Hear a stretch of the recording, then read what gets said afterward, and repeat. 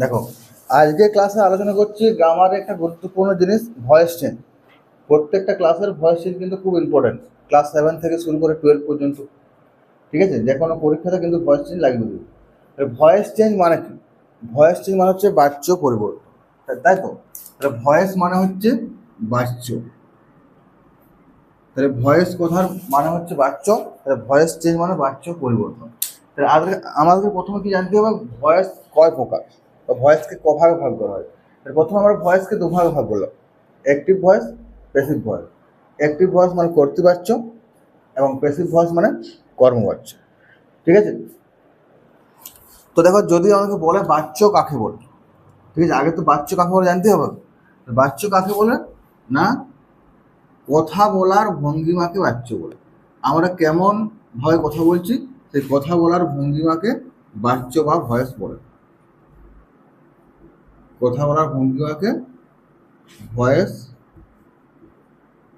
বা বাচ্য বলে। তাহলে এটা আমরা জানলাম যে আমরা কোন ভঙ্গিমাতে কথা বলছি, সেই ভঙ্গিমাটা হচ্ছে ভয়েস বা বাচ্য। তাহলে প্রথমে উপরে এটা লিখতে হবে যে ভয়েস কাকে বলে না, কথা বলার ভঙ্গিমাকে ভয়েস বা বাচ্য বলে। বোঝা গেল? এটা তো সবার উপরে। এবার দুটো হচ্ছে ভয়েস, দুই প্রকার, এটা হচ্ছে অ্যাক্টিভ ভয়েস, এটা হচ্ছে প্যাসিভ ভয়েস। ঠিক আছে, এবার অ্যাক্টিভ ভয়েস কাকে বলে আর প্যাসিভ ভয়েস কাকে, এই যে বাচ্য কাকে বলে তোমরা জানলাম যে আমরা কীভাবে কথা বলছি সেই ভঙ্গিমাটা হচ্ছে বাচ্য। এবার সেই ভয়েসটা দুই প্রকার, active voice, passive voice. Active voice কাকে বলে না, যেসব বাক্যে কর্তা প্রধান মানে সাবজেক্ট হচ্ছে প্রধান এবং কর্তা সক্রিয়ভাবে কার্য সম্পাদন করে তাকে অ্যাক্টিভ ভয়েস বলে। মানে সাবজেক্টটা প্রধান হবে এবং সাবজেক্টটা কী হবে, সক্রিয়ভাবে কার্য সম্পাদন করবে। যেমন আই রিড এ বুক, এখানে আই হচ্ছে সাবজেক্ট। ঠিক আছে, আই হচ্ছে সাবজেক্ট। যে উই প্লে ক্রিকেট, উই হচ্ছে সাবজেক্ট। তাহলে সাবজেক্ট নিজে প্রথমে আছে, সক্রিয় থেকে কাজটা সম্পাদন করছে। আই রিড এ বুক, আমি বই পড়ি, আমি নিজে সক্রিয়ভাবে বইটা পড়ছি। উই প্লে ক্রিকেট, আমরা ক্রিকেট খেলি, আমরা নিজেরা সক্রিয় থেকে ক্রিকেট খেলছি। তো এই যে কর্তা নিজে সক্রিয় থেকে যখন কার্য সম্পাদন করছে সেটাই বলা হচ্ছে অ্যাক্টিভ ভয়েস। এবার দেখি প্যাসিভ ভয়েস কাকে বলে, যেসব বাক্যে কর্ম প্রধান হয়, এখানে যেমন ছিল কর্তা প্রধান মানে সাবজেক্ট প্রধান, এখানে কর্ম প্রধান মানে অবজেক্টে প্রধান। তো যেসব বাক্যে অবজেক্টে প্রধান হয়, অর্থাৎ কি হচ্ছে, কর্তা নিজে কার্য সম্পাদন করে না। উপরে বললাম যে কর্তা নিজে কার্য সম্পাদন করে, এখানে নিচে কর্তা নিজে কার্য সম্পাদন করে না। কর্মের কাজটি কর্তা দ্বারা সম্পন্ন হয়, মানে কাজটা কর্মের করার কথা ছিল, অবজেক্টের কাজটা করার কথা ছিল, যে অবজেক্টের কাজটা সাবজেক্ট দ্বারা করা হচ্ছে। যখন আমি বলছি আমি বই পড়ি, বই আমার দ্বারা পড়া হয়, বইটা নিজে নিজে তো পড়তে পারবে না, বই আমার দ্বারা পড়া হয়। যে আমরা ক্রিকেট খেলি, এটা সরাসরি বলছি, ক্রিকেট আমাদের দ্বারা খেলা হয়। যখন দ্বারা কথাটা থাকবে তখন হচ্ছে সেটা প্যাসিভ ভয়েস। তাহলে বোঝা গেল যেসব বাক্যে কর্ম প্রধান হয়, অর্থাৎ কর্তা নিজে কার্য সম্পাদন করে না, কর্মের কাজটি কর্তার দ্বারা সম্পন্ন হয়, তাকে প্যাসিভ ভয়েস বলে।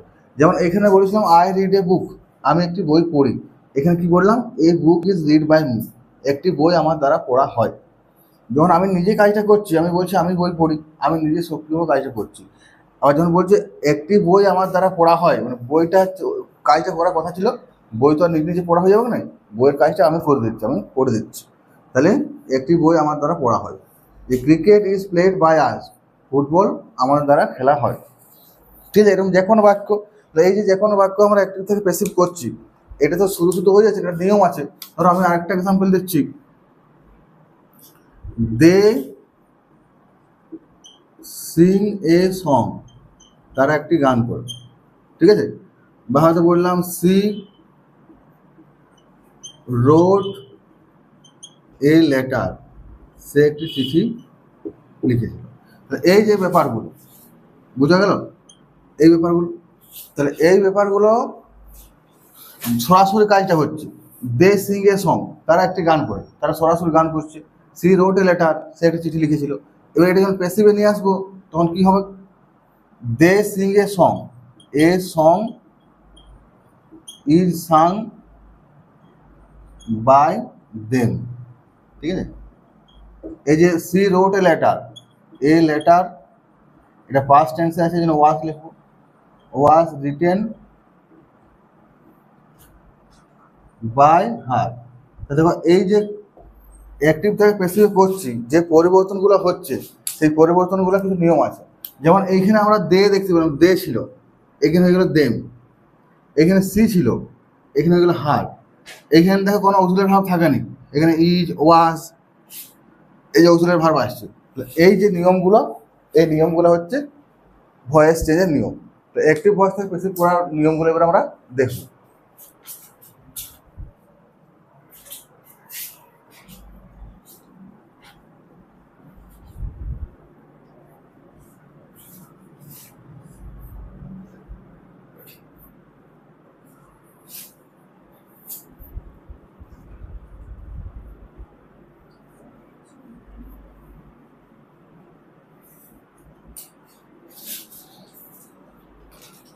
দেখো, অ্যাক্টিভ থেকে প্যাসিভ করতে গেলে প্রথম আমাদেরকে দুটো জিনিস মনে রাখতে হবে, দুটো গুরুত্বপূর্ণ জিনিস মনে রাখতে হবে।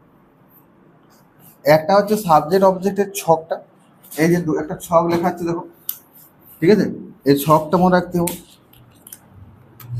দুটো ছক মনে রাখলে voice change complete.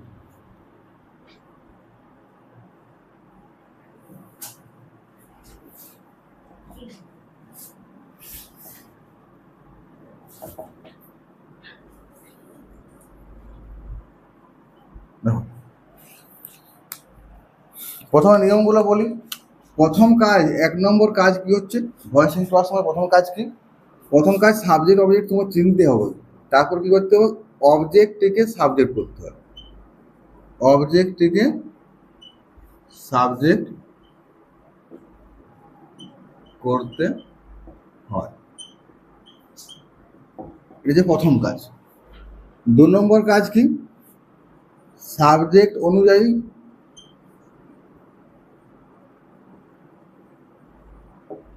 Auxiliary verb, এই যে আগের ক্লাসে অক্সিলারি ভার্ব শিখে এলাম, ওই জন্য সাবজেক্ট অনুযায়ী অক্সিলারি ভার্ব বসে বা বসাতে হয়। এটা দ্বিতীয় কাজ। ঠিক আছে, প্রথমে কি হয়? অবজেক্টটাকে সাবজেক্ট করতে হয়, দিয়ে সাবজেক্ট অনুযায়ী অক্সিলারি ভার্ব বসাতে হয়। 3 নম্বর, ভার্বের থার্ড ফর্মটি বসে। যে ভার্বের ফর্মের তোমাদের জেরক্স দেওয়া হয়েছিল, সেই ভার্বের ফর্মের যে থার্ড ফর্মটা, present form, past form, past participate form, ওই পাস্ট পার্টিসিপেট ফর্মটাকে থার্ড ফর্ম বলে। তাহলে ভার্বের থার্ড ফর্ম বসে, এটা 3 নম্বর। ঠিক আছে। 4 নম্বর কি হচ্ছে? বাই বসে, 4 নম্বর। আর 5 নম্বর হচ্ছে সবার শেষে কি হবে? সাবজেক্টটিকে অবজেক্ট করতে হবে। এই 5টা নিয়ম আমাদেরকে মনে রাখতে হবে, সাবজেক্টটিকে অবজেক্ট করতে। ঠিক আছে, দেখো একটা উদাহরণ দিই, তাহলে বুঝতে পারবে। ধরো বললাম হি মেড এ ডল, সে একটি পুতুল তৈরি করেছিল, তাই তো? তাহলে দেখি এবার নিয়মটা দেখি। এইটা হচ্ছে সাবজেক্ট, হি হচ্ছে সাবজেক্ট, এটা হচ্ছে ভার্ব, ভার্বের পাস্ট ফর্ম, এটা হচ্ছে অবজেক্ট। তাহলে প্রথমে সাবজেক্ট ভার্ব অবজেক্ট আমাদেরকে খুঁজে বার করতে হবে। ঠিক আছে, সাবজেক্ট ভার্ব অবজেক্ট কীভাবে খুঁজে পারবো? ভার্বটা তো আমরা জানি, ভার্ব করাইছি, যে শব্দ দিয়ে কোনো কিছু করা বোঝায় সেটা হচ্ছে ভার্ব। তাহলে ভার্বটা আমরা খুব সহজে পাই যাবো। মেড মানে হচ্ছে তৈরি করেছিল, তাহলে ভার্বটা খুব সহজেই বেরিয়ে গেল, মেড। এবারে ভার্বকে বেরোনোর পরে ভার্বকে কী করব? এই ভার্বকে কে বা কারা দিয়ে প্রশ্ন করব। তাহলে ভার্বকে কে বা কারা দিয়ে যদি প্রশ্ন করি, যেটা উত্তর পাওয়া যাবে সেটা হচ্ছে সাবজেক্ট। ধরো কে পুতুল তৈরি করেছিল, না সে, হি। তা কে বা কারা দিয়ে প্রশ্ন করলে যে উত্তর পাওয়া যাবে সেটা হচ্ছে সাবজেক্ট। আর অবজেক্ট কী করে বার করবো? এই ভার্বকে কি বা কাকে দিয়ে কোশ্চেন করবো, এই কোশ্চেন চিহ্ন দিচ্ছে মানে কোশ্চেন করতে হবে। ভার্বকে কি বা কাকে দিয়ে প্রশ্ন করলে পাওয়া যাবে অবজেক্ট, যেমন সে কি তৈরি করেছিল। তা এই দুটো মনে রাখবে, ভার্বকে কে বা কারা দিয়ে প্রশ্ন করলে পাওয়া যাবে সাবজেক্ট, ভার্বকে কি বা কাকে দিয়ে প্রশ্ন করলে পাওয়া যাবে অবজেক্ট। এবার সাবজেক্ট অবজেক্ট বার করার পরে প্রথম কাজ কি হলো? অবজেক্টটাকে সাবজেক্ট করতে হয়। তাহলে অবজেক্ট হচ্ছে এ ডল, তাহলে প্রথমে চলে আসবে এ ডল, প্রথম কাজ কমপ্লিট, অবজেক্টটাকে সাবজেক্ট করা হলো। ঠিক আছে, দ্বিতীয় কাজ কি বললাম? সাবজেক্ট অনুযায়ী অক্সিলারি ভার্ব বস করতে হবে। এই যে এ ডল মানে একটা বোঝাচ্ছে, একটা বুঝলে কি বসবে, ইজ বসবে।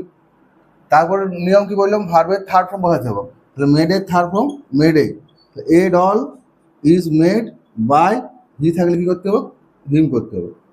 ছায়াটা পড়ছি, দরজাটা বন্ধ করবে। বোঝা গেল? তাহলে প্রথম কাজ কি, প্রথম কাজ হচ্ছে সাবজেক্টটাকে অবজেক্ট করা, করলাম, এ ডল প্রথমে নিয়ে আসলাম। দ্বিতীয় কাজ কি হচ্ছে, সাবজেক্ট অনুযায়ী অক্সিলারি ভার্ব বসবে। দেখো অক্সিলারি ভার্ব বস করলাম, ইজ বসালে প্রেজেন্ট, ইজ বসবে না, ওয়াজ বসবে, এটা পাস্ট টেন্সে আছে, ঠিক আছে, পাস্ট টেন্সে ওয়াজ বসবে। তৃতীয় কাজ কি হলো, ভার্বের থার্ড ফর্ম বসাতে হবে, মেডের থার্ড ফর্ম মেডে। তারপরে কাজ কি, বাই বসবে, তো বাই বসালাম। আর 5 নম্বরে সাবজেক্টটাকে অবজেক্ট করতে হবে, ঠিক আছে। আরেকটা এক্সাম্পল দিচ্ছি, দেখো ধরে বললাম সি, প্রেজেন্ট টেন্সে দিই, নো মি, ঠিক আছে, সি নো মি। এবার দেখো প্রথম কাজ কি, সাবজেক্ট অবজেক্ট খুঁজে বার করা। কে আমাকে চিনে, সি, এটা সাবজেক্ট, আর ভার্বটা কাজ করা বোঝাচ্ছে, সে কাকে চেনে, কাকে দিয়ে প্রশ্ন করলে পাওয়া যাচ্ছে অবজেক্ট, তাহলে বোঝা গেল। তাহলে এটা মনে রাখতে হবে সবসময়, কে বা কারা দিয়ে প্রশ্ন করলে সাবজেক্ট, তাহলে কে আমাকে চিনে না সি সাবজেক্ট, আর সে কাকে চেনে, কাকে দিয়ে প্রশ্ন করলে পাওয়া যাচ্ছে অবজেক্ট, ঠিক আছে। তাহলে প্রথম কী করতে হবে, মি থাকলে হয়ে যাবে আই, তাহলে মি থাকলে হচ্ছে আই, আই এর পরে বসলো অ্যাম, আই অ্যাম, নো এর third form know new known, I am known. এখানে কিন্তু প্রিপোজিশনটা বাই বসে নেই, নো এর পরে প্রিপোজিশনটা বসে টু, তাহলে আই এম নোন টু, সি থাকলে কী হবে, সি থাকলে হবে হার, বুঝা গেল।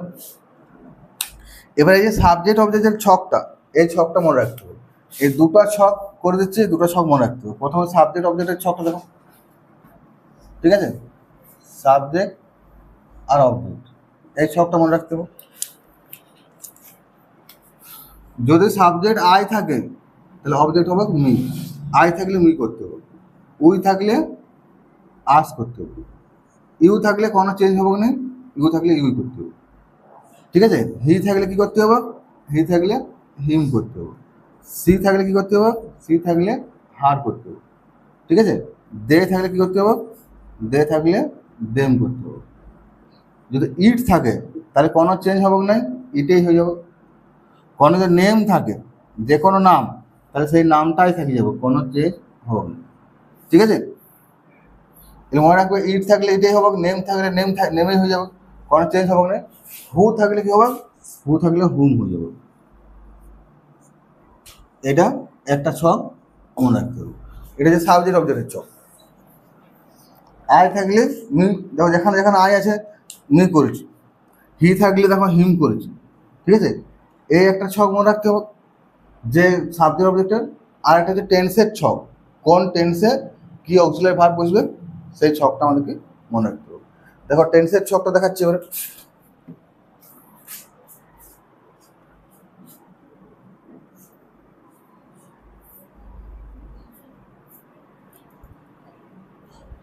এই যে 3 নম্বর নিয়মটা বলেছিলাম যে সাবজেক্ট অনুযায়ী অক্সিলারি ভার্ব বসাতে হয়, সেই অক্সিলারি ভার্বটা কোন টেন্সে কি অক্সিলারি ভার্ব বসবে, এই আরেকটি ছক, এই ছকটা আমাদেরকে মনে রাখতে হবে।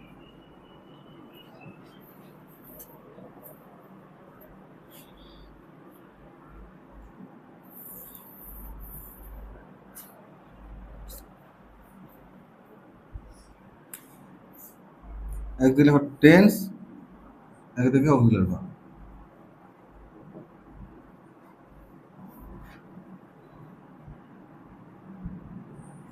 কোন টেন্সে কোন অক্সিলারি ভার্বটা বসে আমাকে জানতে হবে।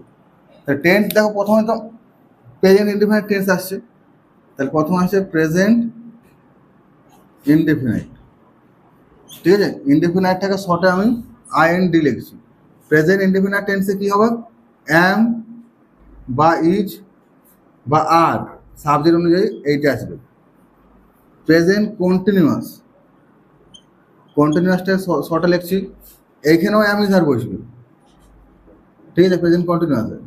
তার সাথে বাড়তি কী যোগ হবে, বাড়তি যোগ হবে বিং। প্রেজেন্ট পারফেক্ট, প্রেজেন্ট পারফেক্টে কী হবে, প্রেজেন্ট পারফেক্টে হ্যাভ অথবা হ্যাজ বসবে, আর হ্যাভ হ্যাজ থাকলে তার সাথে বিন যোগ করতে হবে। এই যে প্রেজেন্ট পারফেক্ট, প্রেজেন্ট পারফেক্টের পরে এবার ওই তিনটা টেন্সের হয়, এবার পাস্টে পাস্ট ইনডেফিনাইট, ঠিক আছে। পাস্ট ইনডেফিনাইটে কি হবে, ওয়াজ অথবা ওয়ার বসবে, ঠিক আছে। পাস্ট কন্টিনিউয়াস, পাস্ট কন্টিনিউয়াসে কি বসবে, ওয়াজ ওয়ার যেমন আছে সেরকম বসে যাবে, তার সাথে বিং যোগ হবে, ওয়াজের সাথে বিং। পাস্ট পারফেক্ট, পাস্ট পারফেক্টে কি হবে, পাস্ট পারফেক্টে হ্যাড থাকবে, হ্যাডের সাথে বিন যোগ করতে হবে, ঠিক আছে। তাহলে মনে রাখবে, তাহলে প্রেজেন্ট ইনডিফিনাইট টেন্সে এম ইজ আর বসবে, প্রেজেন্ট কন্টিনিউয়াসে এম ইজ এর সাথে বিং যোগ হবে, প্রেজেন্ট পারফেক্টে হ্যাভ এর সাথে বিং যোগ হবে, পাস্ট ইনডিফিনাইটে ওয়াজ ওয়ার বসবে, পাস্ট কন্টিনিউয়াসে ওয়াজ ওয়ারের সাথে বিং বসবে, পাস্ট পারফেক্টে হ্যাডের সাথে বিন বসবে, ঠিক আছে। এবার আসছে ফিউচার ইনডিফিনাইট।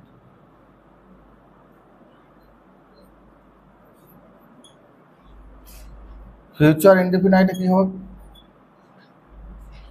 ফিউচার ইনডিফিনাইটে শ্যাল অথবা উইল বসবে, তার সাথে বি যোগ করতে হবে, ঠিক আছে। ফিউচার কন্টিনিউয়াসের হয়নি, ফিউচার পারফেক্ট, ফিউচার পারফেক্টে কি হবে, শ্যাল হ্যাভ অথবা উইল হ্যাভ,